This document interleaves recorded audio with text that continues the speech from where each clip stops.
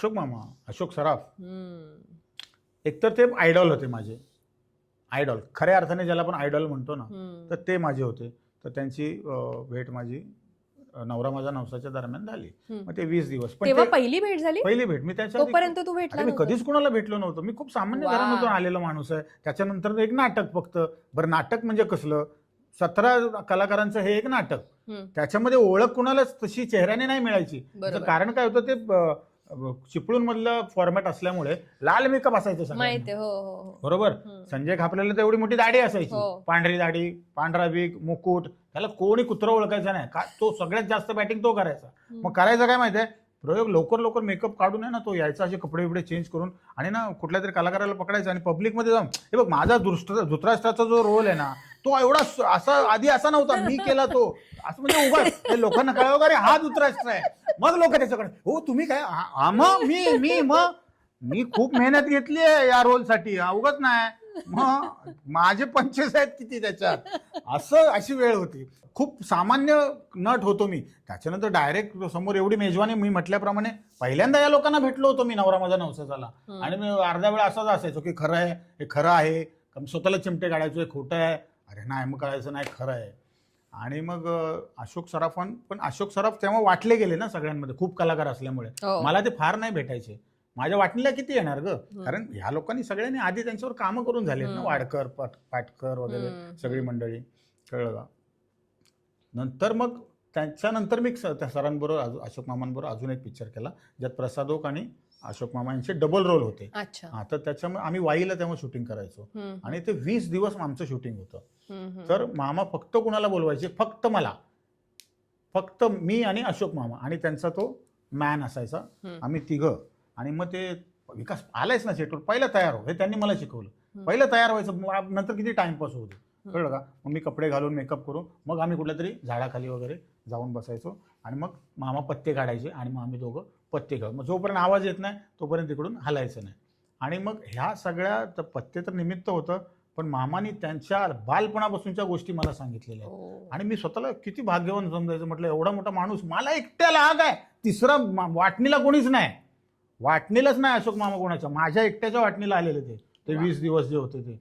आणि मग त्यांचं बालपण संगीत नाटक कसं केलं, त्यांचे मामा नाटकांमध्ये कशा प्रकारे करायचे, मग त्यांची वाढ कशी झाली, त्यांनी कोणाकोणाला फॉलो केलं, त्यांचं पहिलं नाटक, मग त्यांचा पहिला सिनेमा, मग मला काय विकास आवडतं काय नाही आवडत, त्यांना माझी पीजे करायची पद्धत त्यांना अजिबात आवडत नाही, फेकून मारेन म्हणायचे काहीतरी, असं वाया जाशील ना या गोष्टीमुळे, असं मला ते नेहमी म्हणायचं. म्हटलं मामा माझे तुम्ही जात नाही, मी काय करू, इनबिल्ट आहे म्हटलं, ते सगळं इनबिल्ट आहे, ते येत राहणार, तुम्हाला जेवढं घ्यायचं तेवढं घ्या, बाकी सोडून द्या, असं म्हणायचं. म्हणजे एकदा तर सचिन पिळगावकर पण, आम्ही कुठला अजून एक सिनेमा करत होतो, मी अजून एक सिनेमा त्यांच्यासोबत केला, आदला बदली नावाचा, जे ज्युनियर मेमोद होते, जे सचिन पिळगावकरांचे खास मित्र होते, त्यांचं प्रोडक्शन होतं आणि डिरेक्टर पण तेच होते. आणि त्या दरम्यानच्या काळात माझी आई वारली. So I was very sad that time. तर मग मी ते जुहूला एका बंगलोमध्ये ते शूटिंग होतं आणि मी आतमध्ये जाऊन एकटाच बसलो होतो. हे दोघं मला भेटायला आले, अशोक सराफ आणि सचिन पिळगावकर. हे दस्तूर खुद्द दोघं मला आतमध्ये माझ्या रूममध्ये भेटायला आले की बाबा एक कंडोलन्स असतं ना, त्या टाइम आई गेली, बाकी घरी बरं आहे का, ओके ठीक आहे. नेक्स्ट शॉट, अशोक मामा असे खाली झोपले होते, त्यांचा शॉट होता, वरून कॅमेरा, आणि मी त्यांना काहीतरी विचारतोय, मी सचिन पिळगावकर इथे बाजूला उभे. पिळगावकरांना म्हटलं बघा एवढा मोठा माणूस आहे तरी अजून डाऊन टू अर्थ आहे म्हटलं.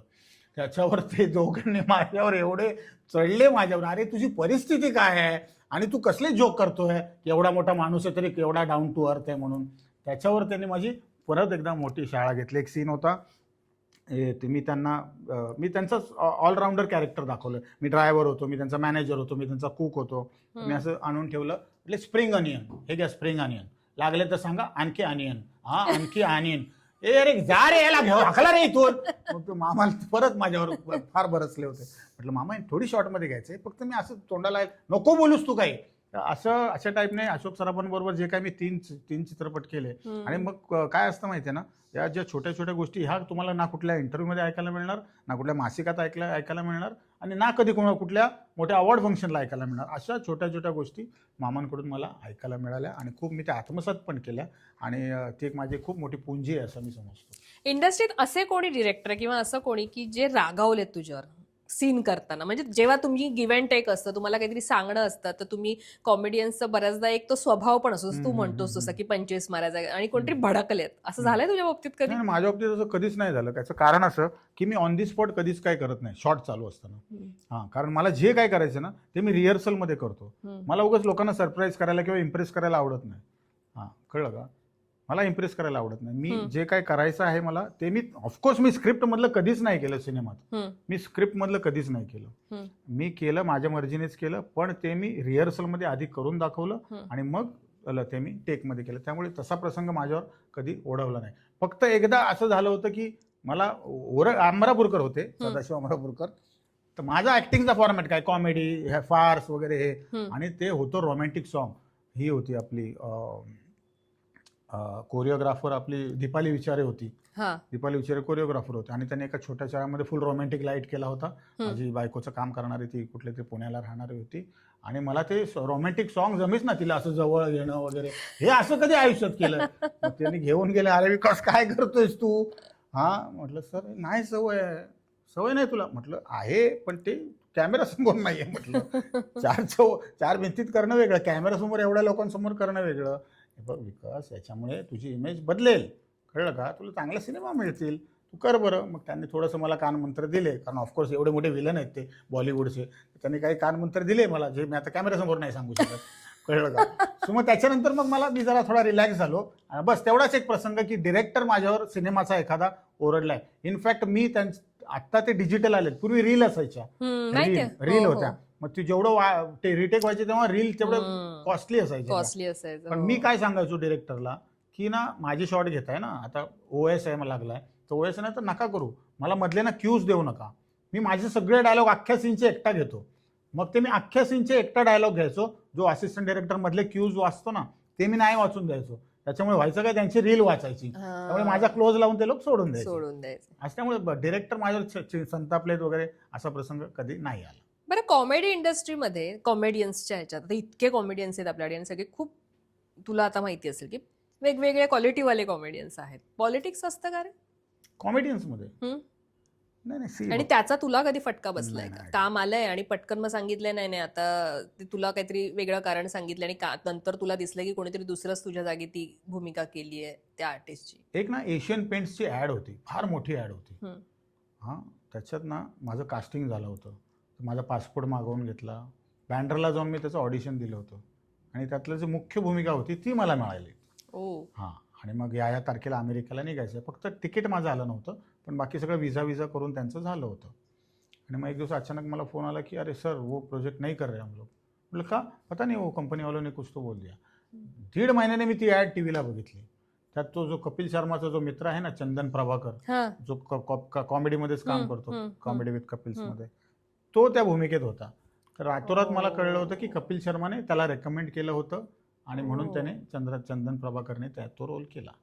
ही साधारण कधीची गोष्ट बोलतोस? हे मी 16 मधली गोष्ट सांगतो. आधीची, 2018च्या आधीची? 16 मधली गोष्ट आहे. म्हणजे आज 10 वर्ष झाली पकडतो. कदाचित तुझं लाईफ अजून वेगळं असतं. ऑब्व्हियसली असतं ना, एक ऍड मिळणं ना हे फार मोठी गोष्ट आहे. आणि एशियन पेंट्सची ऍड म्हणजे, आणि त्यात मुख्य पात्र होतं, त्यात ते मुख्य पात्र होतं. तुम्ही काय काय करू शकता हे पण पोचतं ना, हे कळतं.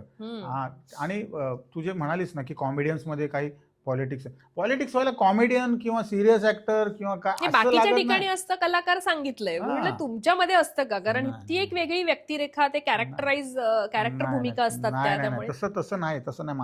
माझं प्रांजळ मत आहे की ही जी वृत्ती आहे ना ती तुमच्यात असावी लागते. एखाद्याचं छळ करणं किंवा एखाद्याच्या अप्रोक्ष काही त्याच्याबद्दल वाईट बोलणं, एखाद्याचं काम काढून घेणं, कळलं का? हे काम मला पाहिजे असं इच्छा मनात धरून त्याच्याबद्दल वाईट बोलणं आणि त्याला बाजूला करणं आणि स्वतः तिथे उभं राहणं, हे तुमच्यात इनबिल्ट असावं लागतं. हे तुम्ही शिकून वगैरे किंवा बघून कोणाचं ते नाही होत. जे मला कधीच जमलं नाही, पण माझ्या बरोबर हे खूप वेळा झालेलं आहे. म्हणजे मी तुला खरंच सांगतो, मिफ्टा अवॉर्ड्स 2011ला मी तुला मगाशी म्हणालो मला दुबईला जायचं होतं, तर मी महेश मांजरेकरांचा तो इव्हेंटमध्ये मी होतो. दुबई पहिल्यांदा होत होतं आणि ते दुबईला पहिलं होतं. आता ते मिफ्टा झालंय, त्यापूर्वी मिफ्टा होतं. आणि दुबई फिरायला मिळणार, अजून काय पाहिजे? मी लगेच हो म्हटलं. मग मी, भाऊ वगैरे अशी बरीच मंडळी होती, वैभव मांगले हम्म. बरीच अख्खी इंडस्ट्रीच होती ना मराठीतली, हम्म, अख्खी मराठी इंडस्ट्री होती. पण मी एकमेव कलाकार होतो आम्ही 3 दिवस होतो तिकडे, हम्म. एकमेव कलाकार होतो ज्याने अल्कोहोलला हात सुद्धा लावला नाही. अं, त्या काळात म्हणजे पार्ट्या वगैरे सगळेच करायचे, पण मी एक थेंब, याचं कारण काय होतं की पुढे जाऊन, कारण हा महेश मांजरेकरांचा इव्हेंट आहे हम्म. आणि तो फिल्मचा बादशाह आहे, बेताज बादशाह आहे, बॉलिवूड गाजवलं, आता मराठी चांगलं करतायत, हम्म. तर त्यांच्याकडे पुढे काम करायला मिळावं, माझं इम्प्रेशन कोणत्याही प्रकारे खराब होऊ नये हम्म. यासाठी मी ही गोष्ट अवलंबली. पण नंतर आल्यावर झालं काय, त्यांचा मला आजपर्यंत कधी फोन नाही आला, पण नंतर का नाही आला फोन ते मला कळलं. याने जाऊन मागे काहीतरी कानात सांग, त्याने जाऊन मागे काहीतरी कानात सांग, पण त्यांनी स्वतःहून मला कधीच काही अप्रोच केलं नाही की विकास तू असं आहे, एक छोटंसं आहे, करशील का, कधी काही झालंच नाही. सो अशा ज्या वृत्त्या आहेत ना त्या मला आवडत नाही. त्या वृत्त्या आजही माझ्या समोर येतात बरं का, माझ्याशी हसतात, खेळतात, बोलतात, आणि मला माहिती आहे की ह्याने माझी वाट लावली आहे या पर्टिक्युलर प्रोजेक्टला, हेही मला माहिती असतं, तरी सुद्धा मी त्याला गळा भेट देतो त्याच्या, आणि देवाला हेच म्हणतो की याचं चांगलं होऊ दे भलं म्हणून. कर. ह्याने जे माझ्याबद्दल केलं ना त्याने अजून कोणाबद्दल करू नये, हे पण मी बोलतो देवाला.